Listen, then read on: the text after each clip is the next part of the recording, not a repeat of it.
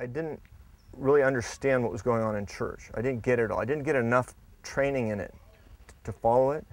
But I felt all this love when my grandmother would talk about Jesus. She'd get tears in her eyes, and I could just feel the love when she connected with Jesus. I felt kind of connected. So there was this sense of love and wanting to be more like him because she so admired him. I'd want to follow in his footsteps, so to speak, even though I never formally embraced any one church or teaching or theology. There was something good in it that motivated me. I've been doing this, it was basically a soul search. It was a vision quest. I was very influenced at the time by Native American tradition, and I'd been doing sweat lodges and experimenting with peyote and mushrooms and doing a lot of inner work. So climbing up to the top of these mountains, I would sit, and I don't know why, I just had this overriding desire to know who I was and why I was born.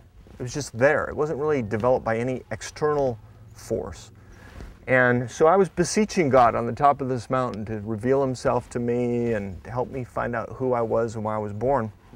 In the process of doing that, I got this, what for me was a revelation, you know, that I had a calling. It felt as if God had asked me, since you are the one that wants to know all this, it's your job to go find out. In other words, follow that volition. And so I made a covenant with God that I would look into virtually every major spiritual path and tradition, every major teacher and teaching, until I found him, until I really felt I'd discovered who I was, who he was, and what my purpose in life was. So coming down that mountain, I kind of felt like Moses in a way. There was no burning bush up there, but there was this burning in my heart, this deep desire. I knew that this was my life purpose, and from that moment on, I'd committed myself to the pursuit of knowledge and realization. So the whole time that I was doing this research, I was actually getting these connections with different spiritual teachers.